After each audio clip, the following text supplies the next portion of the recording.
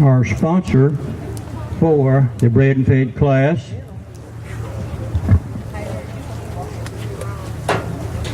is in memory of Henry Clay Wright.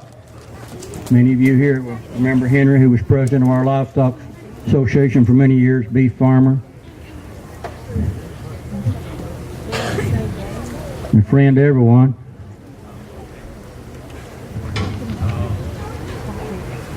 Okay, Noah's coming in with this 103 calf. Noah, you'll be taking 5th slot position here.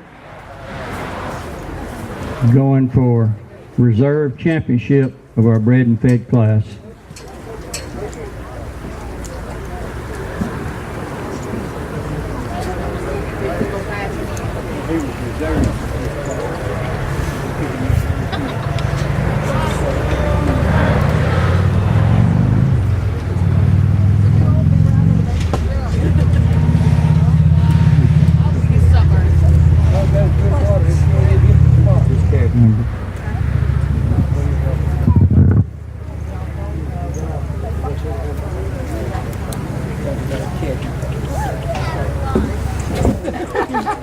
I hope he has. You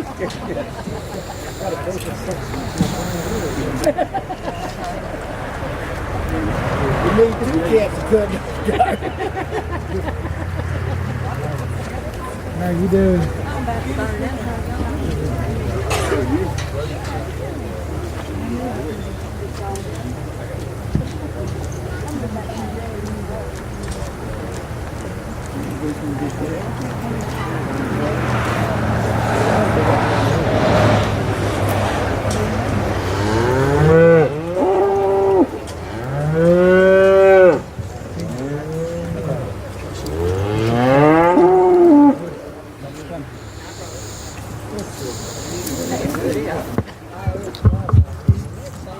Kind of more of a challenge for me out here to find your reserve.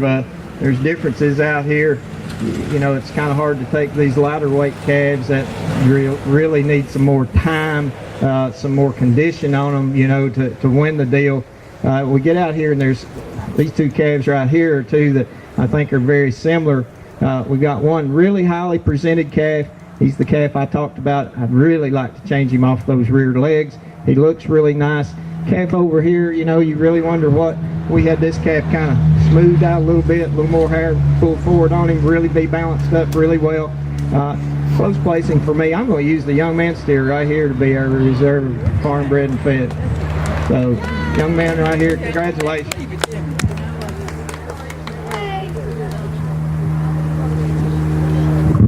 Okay, coming from class number 5, calf number 103, I believe, by Noah Parker, is our reserve champion bred and fed class, and that is sponsored by the whole class of bred and fed is sponsored in memory of Henry Clay Wright. So sponsored in memory of Mr. Henry Clay Wright. That's our reserve champion, shown by Noah Parker. All right, thank you all exhibitors for a fine class of animals.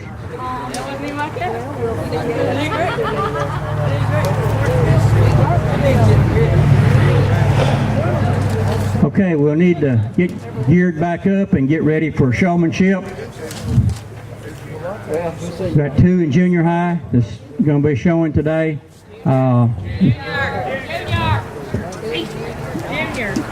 The juniors. Okay, 2 in our junior showmanship class. If you have other young ones, Laura, won't you try to get them out here? Come home.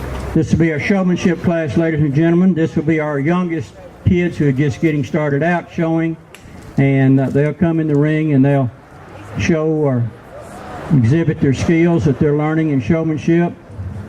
Make your way right on in. Bring them on in, Trevor and Laurie. Yeah, you got that right. Our judge will work with them, and he'll be teaching and instructing, probably knowing him, some things about showmanship as he works with these youngsters, and maybe even help some of you junior highs out a little bit. But I can tell you, knowing him, when you seniors come in the ring, he's going to make you work. He's going to make you work if you win showmanship. Laurie?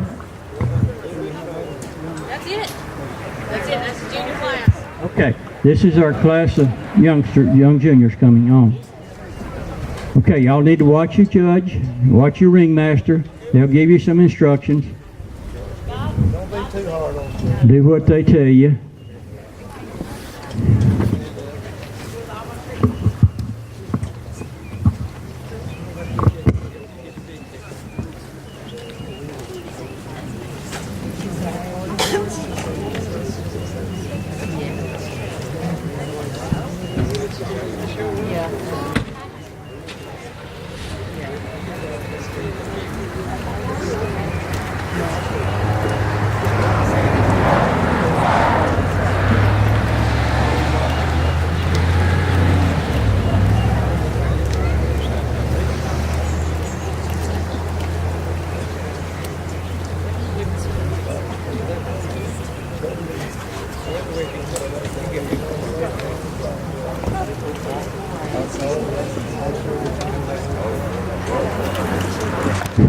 I see we have some of our county elected officials today, our county executive and our county road commissioner, I believe, is here today.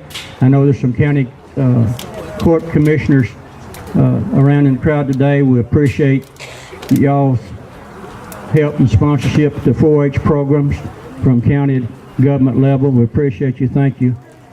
And I know you're personal sponsors of 4-H, so thank you for that. Thank you for being here today, too.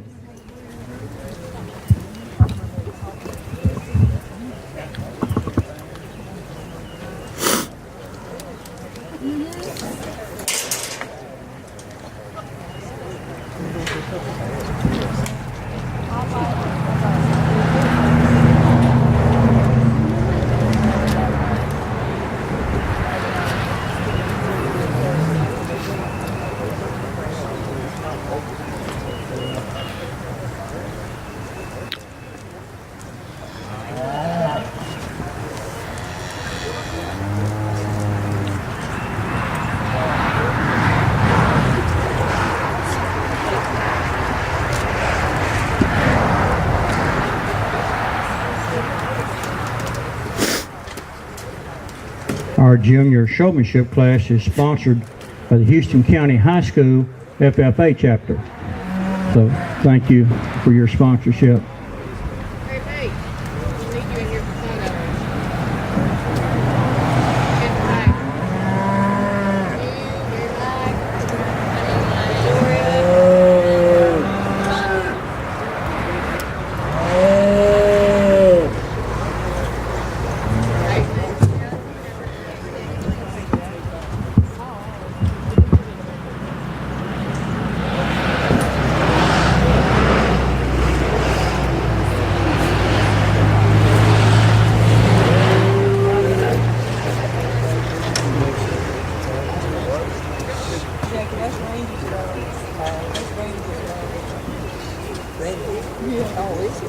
Run, baby, run.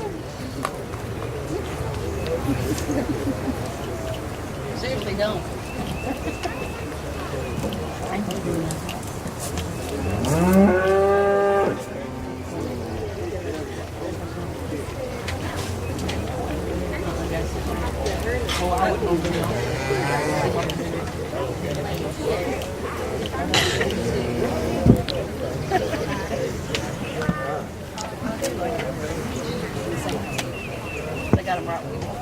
Okay, this is our junior showmanship class. It's always interesting for showmanship because we're out here judging the individuals, and it takes a lot of time. It takes a lot of practice. I'll say that to win showmanship. My daughter, I had the good fortune last year to watch her win state beef showmanship, and it excited her more than anything all year. She said, "Dad, I worked for about 2 months to do that."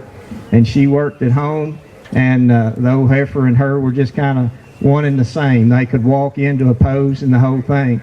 2 things you can always do in showmanship: keep their head up. You're always going to make an animal look better, no matter what, by keeping that head up. And also to try to get the feet placed correctly.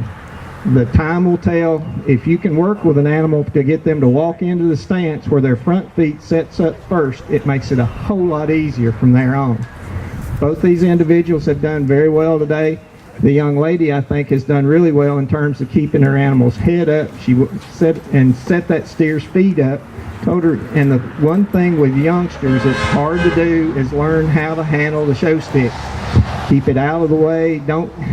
I've seen a lot of times, especially if it's a big class, a lot of times the show sticks turn into weapons because they're turned out to the side and they'll hit someone. But you need to handle that show stick if you're on the walk when it's pointed straight down, and use it to balance the animal, keep the animal's attention. It's hard with these leads that you have. It's better with a show halter to adjust them, but very close placing. I'm going to use the young lady as your champion's junior showman.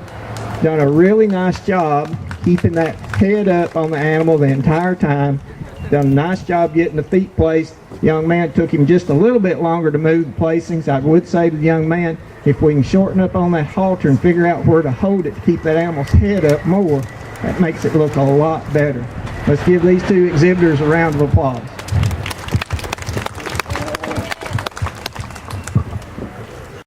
Okay, thank you. That's our junior showmanship class, and our winner is Anna Reedy.